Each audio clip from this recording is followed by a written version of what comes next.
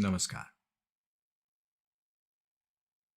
2025 વર્ષનું આ પ્રથમ પોડકાસ્ટ છે અને એ માટે આપને સૌને નવા વર્ષની ખૂબ ખૂબ શુભકામનાઓ અને આપની ઉત્તરોત્તર પ્રગતિ થયા કરે તેવી અભ્યર્થના. ગયા અધ્યાયમાં આપણે વાત કરી કે ભગવાન વિષ્ણુ, શિવજી અને બ્રહ્માજીએ દેવીના ધામમાં દેવી પાસે રહ્યા છે અને ત્યાં સ્ત્રી સ્વરૂપે એમની પ્રાર્થના કરી છે. વિષ્ણુ ભગવાને સ્તુતિ કરી છે અને કહ્યું કે દેવી મને જ્ઞાન આપો. શિવજીએ પ્રાર્થના કરી છે અને યાચના કરીને કીધું કે હું નવાક્ષર મંત્ર ભૂલી ગયો છું, મને ફરીવાર આપો. અને દેવીએ એ નવાક્ષર મંત્ર આપ્યો છે અને શિવજી ત્યાં જ ઊભા ઊભા જપ કરી રહ્યા છે. અને એ જ સમયે બ્રહ્માજી, જે આપણા માટે જ્ઞાનનું પ્રતીક છે, એમણે પણ દેવીની અદ્ભુત સ્તુતિ કરી. અને દેવીની સ્તુતિ કરીને પણ એમને જ્ઞાન છે, એટલે જ્ઞાનને પ્રશ્ન થયો છે કે દેવી, તમે આ બધું અમને જે દેખાડ્યું અને તમે જે બધું કહી રહ્યા છો એ જોતા, અને અત્યારે અમે જ્યાં છીએ આ બધું જોતા કંઈ સમજાતું નથી કે તમારું રૂપ શું છે અને શું તમે જ અમને આ બધી ક્રિયા કરવાની કે મને સૃષ્ટિ શરૂ કરવાની ક્ષમતા આપો છો. અને બ્રહ્માજી પ્રાર્થના કરે છે કે મને આ બધા પ્રશ્નો થયા છે એનો નિકાલ કરો દેવી. અને એટલા માટે એ અધ્યાયથી આપણને પ્રાર્થનાનું મહત્વ સમજાય છે. બીજી વસ્તુ કે દેવીના આશીર્વાદથી મળેલી સર્જન શક્તિ સમજાય છે. આપણે બધું એવું ધારી લઈએ છીએ કે આપણે જ બધું છીએ, આપણાથી જ બધું થાય છે. પણ આ સત્ય એ છે કે એ અંદર જે શક્તિ વણાયેલી છે આપણી અંદર, એનાથી બધું થાય છે. આપણા કરવાથી નથી થતું, પણ એ શક્તિ મળ્યાથી થાય છે. અને એ શક્તિ વિશે મનન કરવાથી, એ શક્તિની સ્તુતિ કરવાથી આપણી અંદર આત્મવિશ્વાસ ખૂબ વધી જાય. એ જ રીતે મનમાં શાંતિ પણ મળે. અને એટલા માટે આપણે પ્રાર્થના અને સ્તુતિનું મહત્વ સમજ્યા. હવે પ્રશ્ન કર્યો છે બ્રહ્માજીએ કે દેવી, તમે કોણ છો, તમારું કાર્ય શું છે, અને આ બ્રહ્માંડનું પરમ તત્વ શું છે, તો એ સમજાવો. આવો પ્રશ્ન કર્યો છે ગયા અધ્યાયમાં બ્રહ્માજીએ. એટલે આ અધ્યાયમાં આપણે દેવીએ બ્રહ્માજીને જે ઉપદેશ આપ્યો એની કથા સાંભળવી છે. બ્રહ્માજી કહે છે કે વિનય અને નમ્રતાપૂર્વક જ્યારે દેવીને મેં આ પ્રશ્ન કર્યો ત્યારે હે નારદ, તે આધ્યા ભગવતી દેવી મને મનોહર વાણીથી કહેવા લાગ્યા. દેવી કહે છે, વાસ્તવમાં એક સત છે, અર્થાત બ્રહ્મ જ છે, અને હું બ્રહ્મથી ભિન્ન નથી. શક્તિ ને શક્તિમાનનો અભેદ છે. જે બ્રહ્મ છે તે હું છું, અને હું છું તે બ્રહ્મ છે. મતિના વિભ્રમથી જ આ ભેદ ભાસે છે. દેવીએ સર્વપ્રથમ વાત જ આ કરી દીધી છે કે તમારી અંદર જે મતિનો વિભ્રમ છે એનાથી તમને થાય છે કે હું બ્રહ્મા છું, ને હું શિવ છું, ને હું વિષ્ણુ છું, ને હું આ છું, ને હું તે છું. પણ તમારી અંદર વણાયેલી જે શક્તિ છે એક જ છે, અને એ હું છું. એટલે બધા તમારા ભ્રમ છોડી દો, માત્ર શક્તિની ઉપાસના કરો. અને દેવી કહે છે, અમારા ઉભયનું જે સૂક્ષ્મ અંતર છે તે જે જાણે છે તે મતિમાન છે અને તે સંસારમાં અદ્વિતીય બની મુક્ત થાય છે, એમાં સંશય નથી. સનાતન નિત્ય બ્રહ્મ એક જ નિત્ય અદ્વિતીય છે. ઉત્પત્તિની ઈચ્છાવાળા સમયમાં તે બ્રહ્મ દ્વૈત રૂપને પામે છે. જેમ એક જ દીપક ઉપાધિ ભેદથી બે પ્રકારનો દેખાય છે, અથવા જેમ એક જ મુખ ઉપાધિ દર્પણ ભેદથી પ્રતિબિંબ રૂપથી અનેક પ્રકારનું દેખાય છે, અથવા જેમ છાયારૂપ ઉપાધિ ભેદથી પુરુષ અનેક પ્રકારના દેખાય છે, તે પ્રકારે મારા ને તમારા પ્રતિબિંબો કાર્ય કારણ રૂપે કરી અનેક પ્રકારના થાય છે. અદ્ભુત વાત કરી છે દેવી કે આપણને એવું લાગે છે કે આ જીવ જુદો છે ને આ જીવ જુદો છે, કારણ કે એનો આકાર અલગ છે. આપણને બધા ભેદ દેખાય છે કારણ કે આપણે કર્મો જોઈએ છે, આપણે ઉપાધિ જોઈએ છે, આપણે મિરર ઇમેજની જેમ જોઈએ છે. એટલે કે આપણા જેવું કોઈ દેખાતું હોય એ સારું, ને આપણાથી જે જુદું દેખાતું હોય એ કંઈક ખરાબ. પણ એ જ પ્રકારે આપણે પ્રાણીઓને નિમ્નતરથી જોઈએ છે કે આ પ્રાણી સારું ને આ પ્રાણી ખરાબ. દેવી કહે છે કે આ બધું એટલા માટે થાય છે કારણ કે આપણે કારણ રૂપને લઈ અને એમ સમજી લઈએ છીએ, આપણે કર્મને લઈને, આપણે રૂપને લઈને, આપણે એના આકારને લઈને એવું સમજી લઈએ છીએ કે આ જુદી વ્યક્તિ છે એટલે એ જુદું છે. દેવી કહે છે એક જ બ્રહ્મ છે, હું છું. આ શક્તિ બધાની અંદર એક જ વીંટળાયેલી છે. જ્યારે આપણે ભાગવતની વાત કરીએ, વિષ્ણુ પુરાણની, જ્યારે આપણે શ્રીમદ ભાગવતની વાત કરીએ તો એમાં રાજા રહુગણ અને જળભરત વચ્ચેના સંવાદ છે, અને સંવાદમાં પણ આ જ વાત થઈ છે. રાજા રહુગણને જળભરતજી કહે છે કે તમે મને જુઓ છો ને આ પેલો પથ્થરો પડ્યો છે બાજુમાં રસ્તામાં એને જુઓ છો ને તમને ભેદ લાગે છે અને મને નથી દેખાતો, કારણ કે એમને શક્તિનું સત્ય સમજાઈ ગયું છે. એટલે દેવીનો અદ્ભુત આન્સર છે, અદ્ભુત. પહેલા કીધું કે હું જ બ્રહ્મ છું, અને પછી કીધું તમને જે ભેદ દેખાય છે ખોટો છે. આના વિશે એટલું બધું ચિંતન ને મનન કરવાનું છે કે વાત ન પૂછો. જો આ જ ચિંતન કરીએ તો આપણે સ્પિરિચ્યુઆલિટીની સૌથી ઉપર કક્ષામાં પહોંચી જઈએ, આપણે બધાએ. અને એટલે જ દેવી કહે છે કે જ્યારે મારામાં લય થઈ સંપૂર્ણ પ્રપંચ બ્રહ્મમાં લય પામી અને પછી સૃષ્ટિ થાય છે, અને ત્યારે સૃષ્ટિના નિમિત્તે ભેદો પ્રગટ થાય છે, અને ત્યારે એ ભેદો દ્રશ્ય અદ્રશ્ય ભેદથી બે પ્રકારના હોય છે. કેટલાક ભેદ આપણને દેખાય છે, કેટલાક ભેદ દેખાતા નથી. જેમ કે વિજ્ઞાન એવું કહે છે કે આપણાને દેડકાના જીનમાં 99% સિમિલારિટી છે, તો આપણે પેલા 1% ભેદને પકડીને ચાલીએ છીએ, પણ 99% જે સિમિલારિટી છે એ જોવાનો પ્રયત્ન કરતા નથી. એવું જ આપણું બીજા બધા સાથે થાય છે. બીજાના જે 99 ગુણો છે આપણે જોવાનો પ્રયત્ન નથી કરતા, એક અવગુણને પકડીને ચાલીએ છીએ. એટલે એ ભેદ જે છે એ દ્રશ્ય અને અદ્રશ્ય બે પ્રકારના છે સૃષ્ટિમાં. દેવી કહે છે કે સર્ગ ક્ષયમાં હું સ્ત્રી પુરુષ કે નપુંસક નથી, પણ સર્ગ થાય છે ત્યારે ભેદ થાય છે.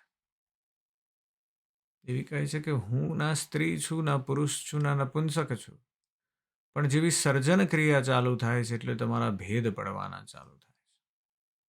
અને આ ભેદોની કલ્પના બુદ્ધિ વડે કરીને થાય છે. તમે પોતાની બુદ્ધિથી બધું વિચારવા માંડો છો અને કહે છે કે આ બુદ્ધિ છે તમારી કોન્શિયન્સ, એ તમારું ત્યાં લાગી પડે છે બધું ભેદ કરવામાં. અને એટલે જ દેવી કહે છે કે હું જ બુદ્ધિ છું, હું જ શ્રી છું.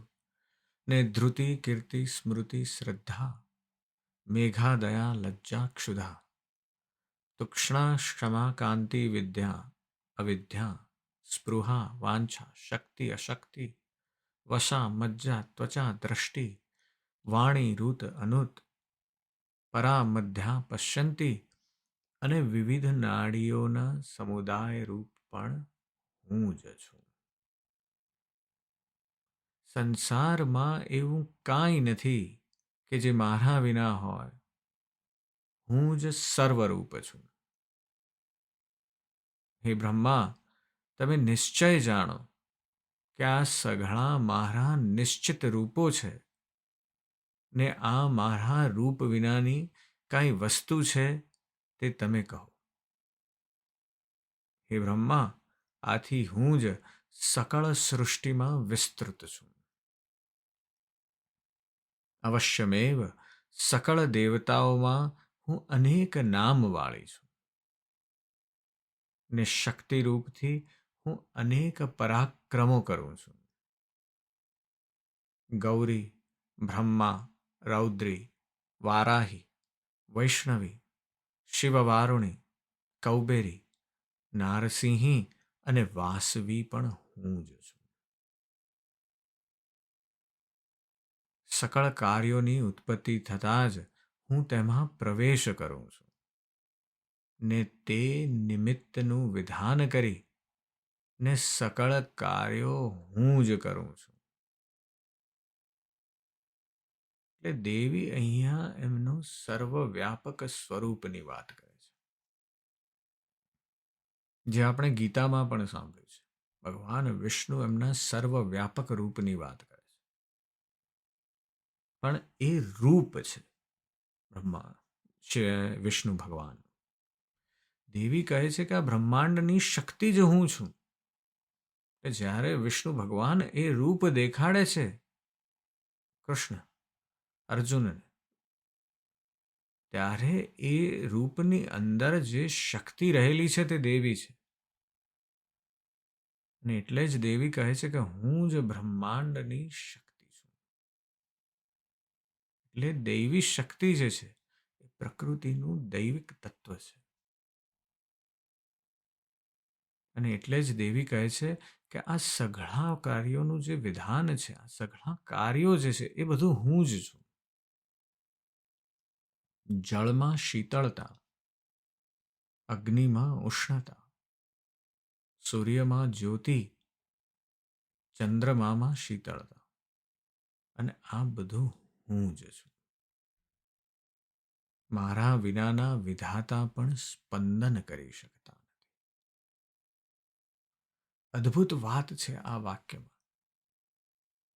આપણે છે ને જ્યારે આ પુરાણો વાંચતા હોઈએ છીએ ત્યારે ગયા અધ્યાયમાં જેમ આપણે વાત કરી સાયન્સની, પહેલાં આપણે વાત કરી બિગ બેંગ થિયરીની, મલ્ટીવર્સની થિયરીની, ત્યાર પછી આપણે વાત કરી સ્ટ્રિંગ થિયરીની. એ બધી જે નવું નવું જે સાયન્સ વિકસી રહ્યું છે એની અદ્ભુત વાતો અહીંયા થઈ ચૂકી છે. આ એક વાક્યમાં દેવીએ કહી દીધું કે મારા વિનાના વિધાતા પણ સ્પંદન નથી કરી શકતા. અહીંયા આપણે એવું માની લઈએ કે વિધાતા એટલે ભવિષ્યના દેવતા, જે ભવિષ્ય જાણે છે, વિધિનું વિધાન જાણે છે, અને એ સ્પંદન નથી કરી શકતા. આપણે આટલું વાંચીને પછી આગળ જતા રહીએ, પણ મર્મની વાત સમજવાની છે.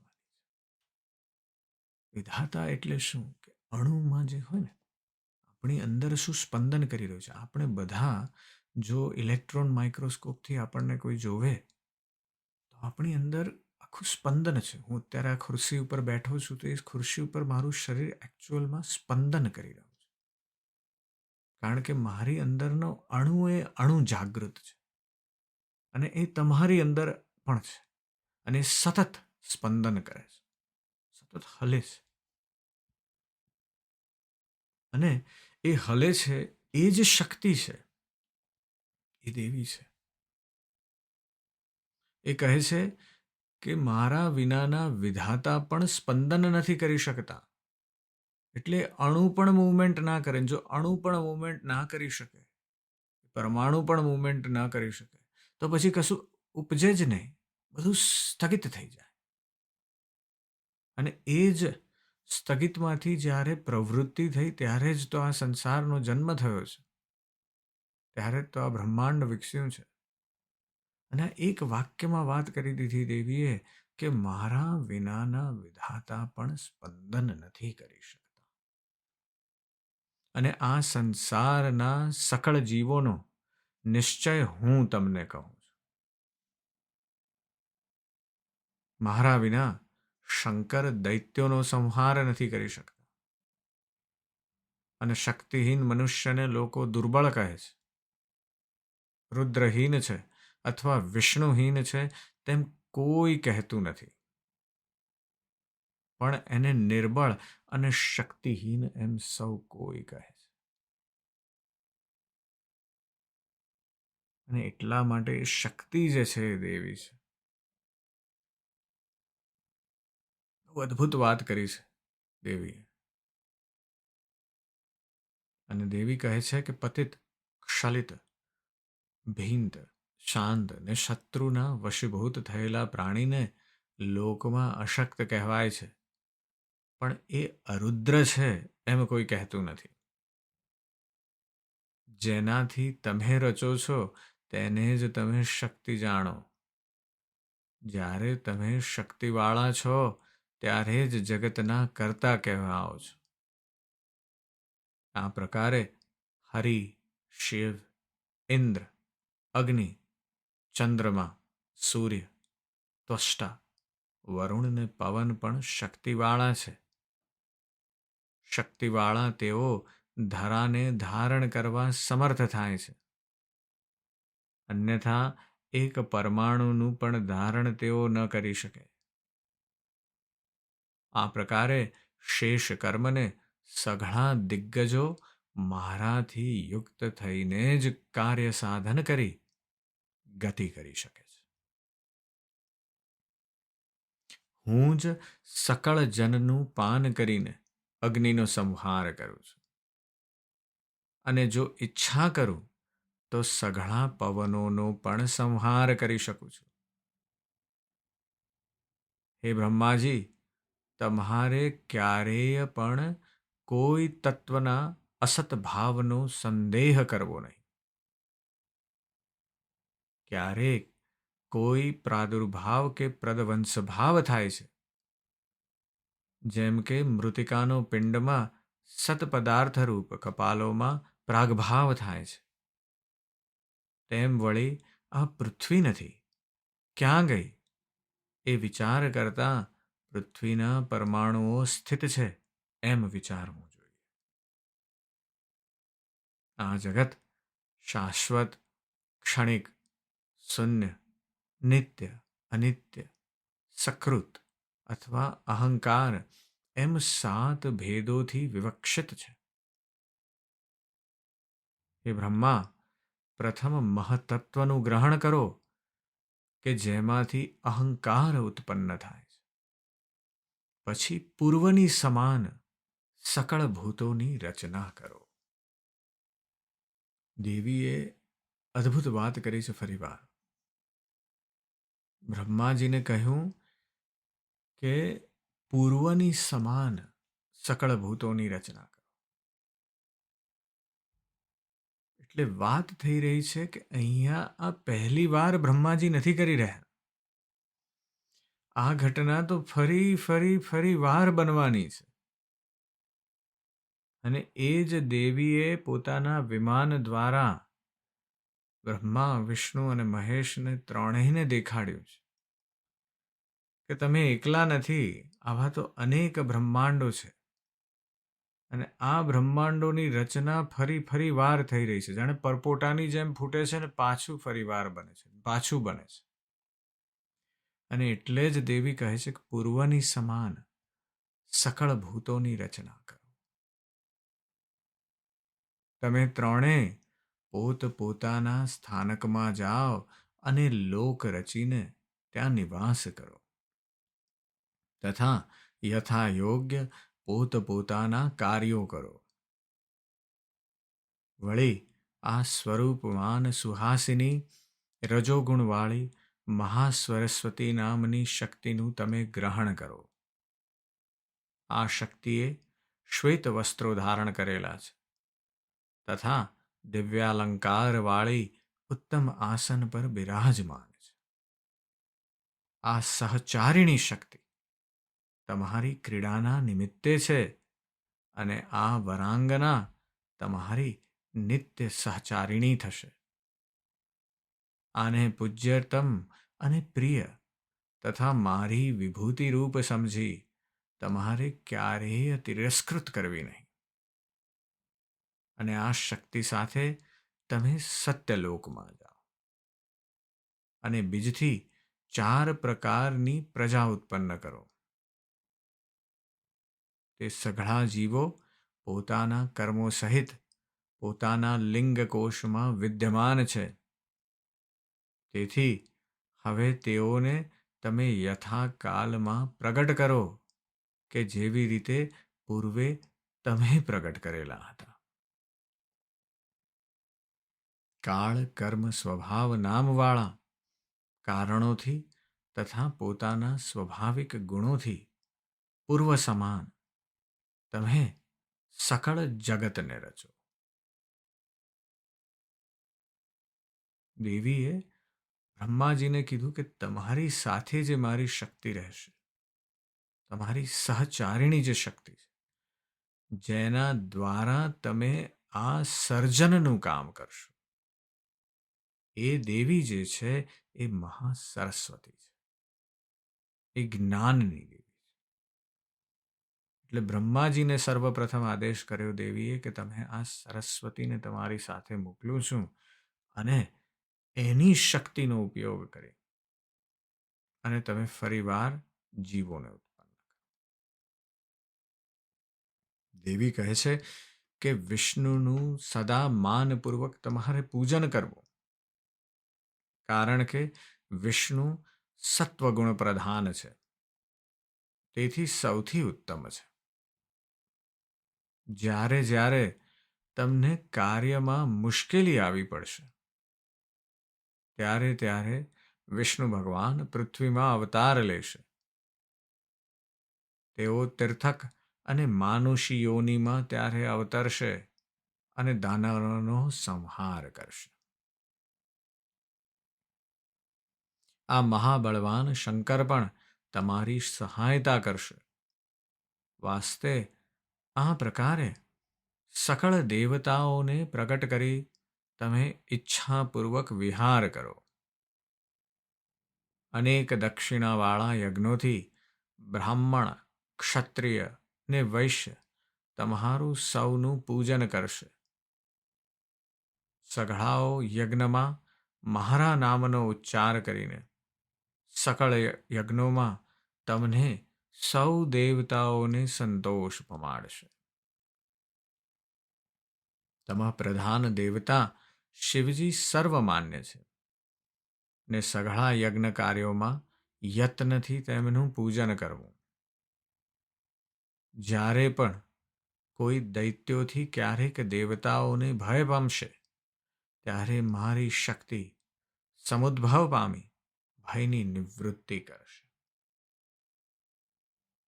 વારાહી, વૈષ્ણવી, ગૌરી, નારસિંહી, સદાશિવા ઇત્યાદિ મારી શક્તિઓ અનેક કાર્યો કરશે એમ તમે જાણો. આ મારા નવાક્ષર મંત્ર બીજનો ધ્યાનપૂર્વક જપ કરી હે બ્રહ્મા તમે સઘળા કાર્ય કરો. હે મહામતે તમે આ મંત્રને સર્વોત્તમ સમજી તમારા સકળ કામનાની સિદ્ધિ આપનારો સમજી તમારા હૃદયમાં ધારણ કરો. આ પ્રમાણે હે નારદ, જગન્માતા મને કહીને પછી હરિને કહેવા લાગ્યા. બ્રહ્માજીને આદેશ આપી દીધો છે દેવી કે હવે તમે તમારા લોકમાં જાઓ અને તમારા લોકમાં જઈ અને સર્જન શરૂ કરો. અને સર્જન માટે હું તમને આ મહાસરસ્વતી શક્તિનો સાથ આપું છું. અને હવે વિષ્ણુ ભગવાનને ઉદ્દેશીને દેવી કહે છે. દેવીએ એ પણ કહ્યું છે કે બ્રહ્માજી, આ વિષ્ણુ અને શિવજી તમને સદાય મદદ કરશે સર્જનમાં. કારણ કે સર્જન કરશો ત્યારે કંઈક એવું પણ બનશે, આવું પણ બનશે ને તેવું પણ બનશે. સર્વાઈવલ ઓફ ધ ફિટેસ્ટની વાત છે. સાચું પણ બનશે ને ખોટું પણ બનશે. અને જ્યારે એ ખોટું બનશે ત્યારે વિષ્ણુ અને શિવ પોતાનું રૂપ લઈને પૃથ્વી પર આવીને અવતરીને તમને મદદ કરશે. અને હવે વિષ્ણુ ભગવાનને કહે છે દેવી કે હે વિષ્ણુ, તમે આ પરમ મનોહર મહાલક્ષ્મીને લઈ જાઓ. આ મહાલક્ષ્મી સદાય તમારા વક્ષસ્થળમાં નિવાસ કરશે, એમાં સંદેહ નથી. આ પરમ કલ્યાણી શક્તિ તમારી ક્રીડાના નિમિત્તે હું તમને આપું છું. આનો તમારે ક્યારેય પણ તિરસ્કાર ન કરવો અને સદા તેનું માન કરવું. આ મેં લક્ષ્મી નારાયણના યોગનું વિધાન કર્યું છે, એમાં સંદેહ નથી. દેવતાઓના જીવનના નિમિત્તે યજ્ઞોનું વિધાન કર્યું છે. વાસ્તે તમારે ત્રણેય અવિરોધથી વર્તવાનું છે. તમે બ્રહ્મા, શિવ ને બીજા દેવતાઓ સઘળા મારા અશોધથી પ્રગટ છે. તેમાં તમે દેવતાઓ સઘળાઓને માન્ય ને પૂજનીય થશો. અને જે મૂઢ ચિત્ત મનુષ્ય તમારા ત્રણમાં ભેદ દ્રષ્ટિથી જોશે તેઓ અવશ્ય નરકગામી થશે, તેમાં સંદેહ નથી. જે હરિ છે તે જ સાક્ષાત શિવ છે, ને જે શિવ છે તે જ સાક્ષાત હરિ છે, ને તેઓમાં ભેદ કલ્પના કરવાથી મનુષ્ય નરકગામી થાય છે. ને તેમાં સંદેહ નથી કે તે મનુષ્યો દેવદ્રોહી થાય છે. હે વિષ્ણુ, બીજા પણ કેટલાક ગુહા ભેદો તમને હું કહું છું તે સાંભળો. પરમાત્માનો ચિંતનમાં મુખ્ય સત્વગુણ છે, ને રજ તમ એ ગૌણ ગુણો છે. લક્ષ્મી સહિત વિકાર ને અનેક ભેદોમાં સર્વદા રજોગુણવાળા થઈ લક્ષ્મી સહિત તમે વિહાર કરો.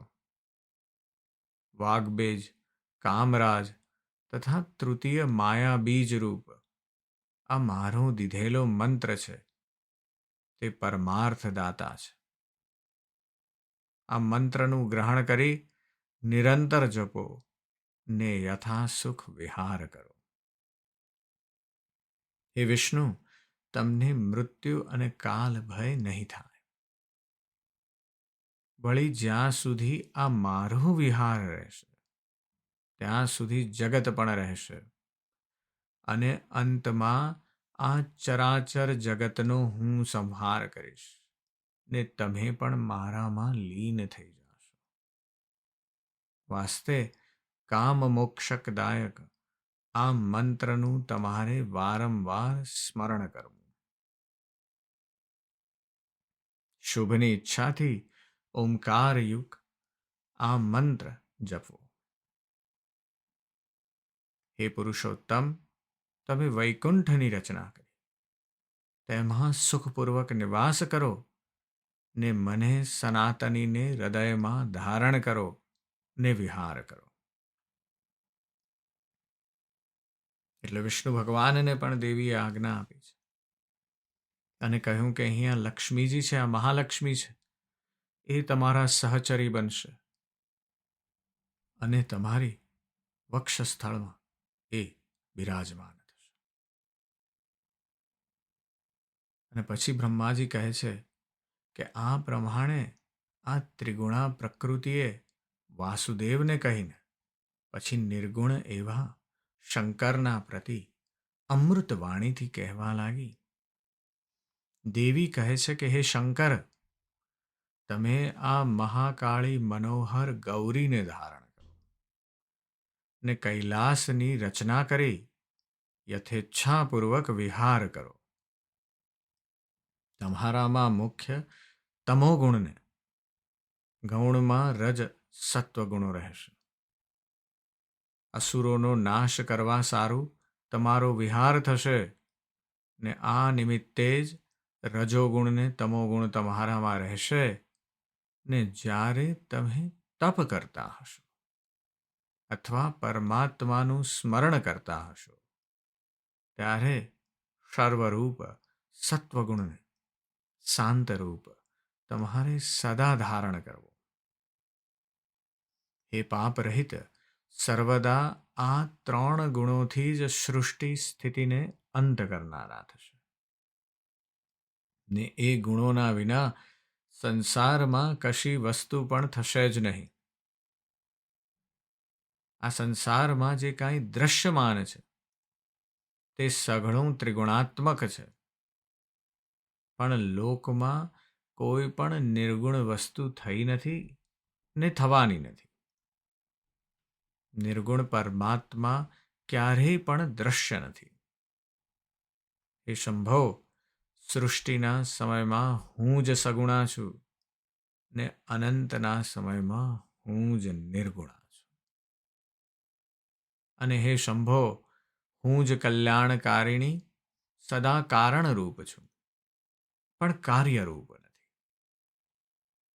કારણરૂપ હું સગુણ અને પુરુષના સમીપે નિર્ગુણ રૂપથી સ્થિત હું જ છું. મહતત્વ, અહંકાર, શબ્દાદિક ગુણ એ સઘળા કાર્યકારણના રૂપથી નિરંતર સંસરણ કર્યા કરે છે. તેમાં પણ અહંકાર 2 પ્રકારનો છે. એક પરાહતા રૂપ છે ને બીજો મહતત્વથી ઉત્પન્ન થાય છે. પરાહતા રૂપ અહંકાર અહમ બ્રહ્મસ્મિ વૃત્તિવાળો છે ને પરાહંતા રૂપ તે અહંકાર સૃષ્ટિના સમયમાં પૂર્વે ભાવ વ્યક્ત રૂપે પરાવાણી રૂપ સહ અસ્મિ છે. સત ઉદ્ભુત અહંકાર એ આવું છે. એ હેતુથી હું અવ્યક્તારૂપ કારણારૂપ શિવા છું. અહંકાર મારું કાર્ય છે ને તે ત્રિગુણાત્મકતાથી પ્રગટ થાય છે. અહંકારથી મહત્તત્વ પ્રગટે છે અને તે સમષ્ટિ બુદ્ધિ કહેવાય છે. મહતત્વ કાર્ય છે ને પરાહતા રૂપ અહંકાર મહતત્વનું કારણ છે.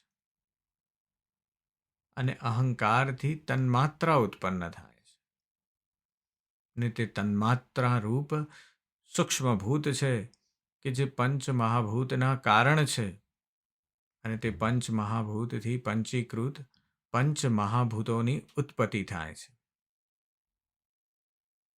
જ્યારે પ્રપંચની ઉત્પત્તિનો સમય થાય છે ત્યારે 5 કર્મેન્દ્રિયો તથા 5 જ્ઞાનેન્દ્રિયો થાય છે.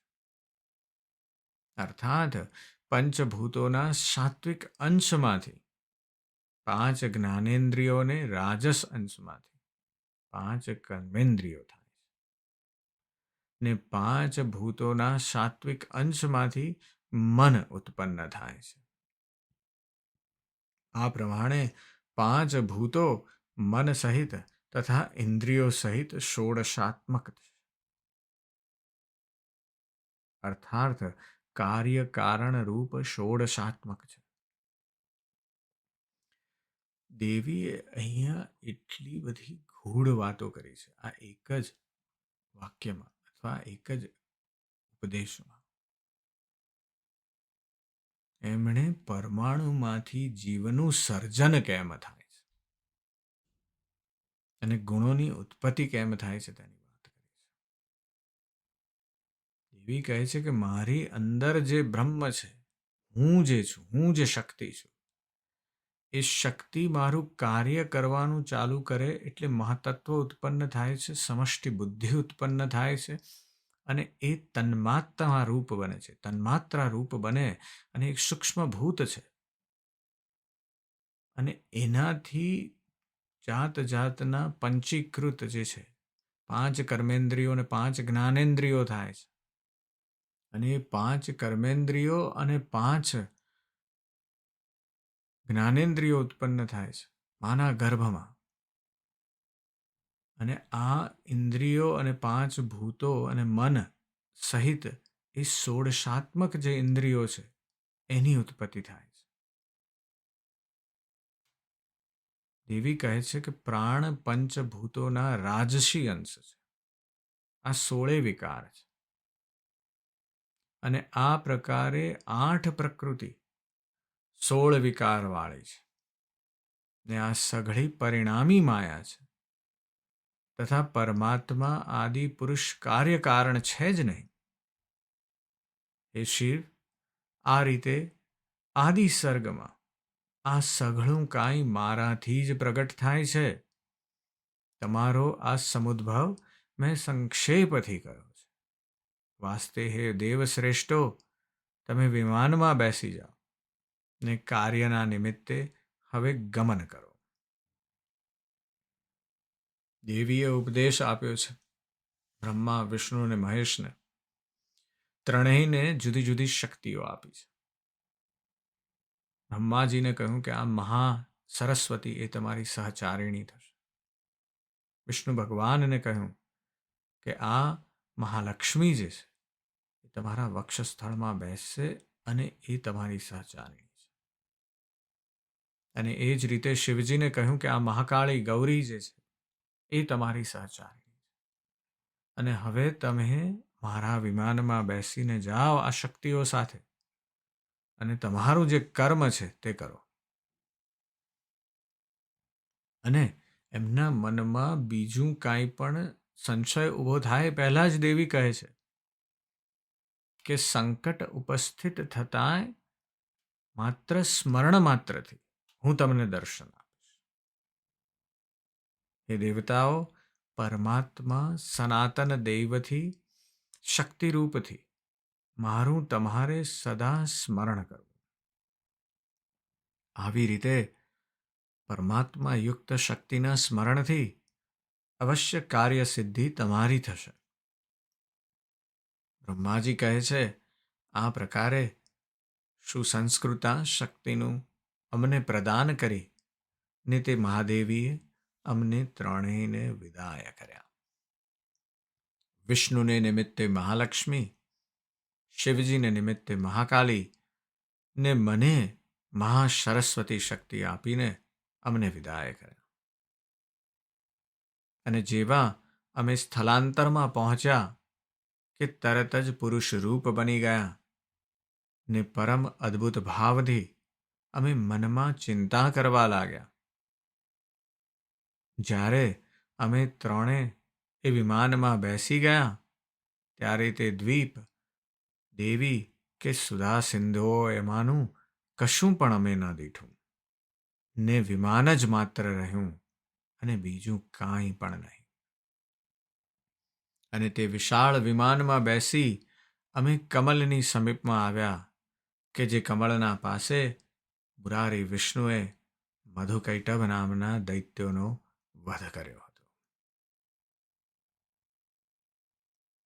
આ અધ્યાય આપણને દેવીની મહત્તા અને શ્રદ્ધા પ્રત્યે સમર્પણ કેમ કેન્દ્રિત કરવું અને આપણું ધ્યાન એ તરફ કેમ કેન્દ્રિત કરવું એ સમજાવે છે. બ્રહ્માજીને, વિષ્ણુજીને અને મહેશને મણિદ્વીપમાં ભુવનેશ્વરી દેવીના દર્શન થયા છે અને તેઓ જાણી ચૂક્યા છે કે આ જ બ્રહ્માંડની આદિશક્તિ છે અને દેવીએ પોતાનું અલૌકિક સ્વરૂપ દેખાડ્યું છે. અને એ અલૌકિક સ્વરૂપ દેખાડીને પછી દેવીએ એ ત્રિમૂર્તિને આશીર્વાદ આપ્યા છે અને કહ્યું છે કે હવે તમને જે મેં કાર્ય સોંપ્યું છે એ કરો, એની પ્રેરણા આપી છે. બ્રહ્માજીને કહ્યું કે તમારે સૃષ્ટિનું સર્જન કરવાનું છે. વિષ્ણુને સમજાવ્યું કે તમારે એનું પાલન કરવાનું છે અને શંકરને સમજાવ્યું કે એ જીવ અને અજીવનું જે નિયંત્રણ છે એ તમારે કરવાનું. આ પ્રમાણે આપણે જોઈએ તો આપણને સમજાય છે કે આપણે પણ આપણું ધ્યાન આપણી પ્રાર્થના અને સ્તુતિ દ્વારા ક્યાં કેન્દ્રિત કરવાનું છે. આપણું ધ્યાન, આપણે જો ઉર્જા જોઈતી હોય તો આપણે શક્તિ પર ધ્યાન કેન્દ્રિત કરવાનું છે. એ શક્તિ જે આપણી અંદર રહેલી છે, શક્તિ જે અણુએ અણુમાં રહેલી છે, એ જે શક્તિ છે એનું સ્પંદન છે. એ સ્પંદન એ જ આપણે છીએ.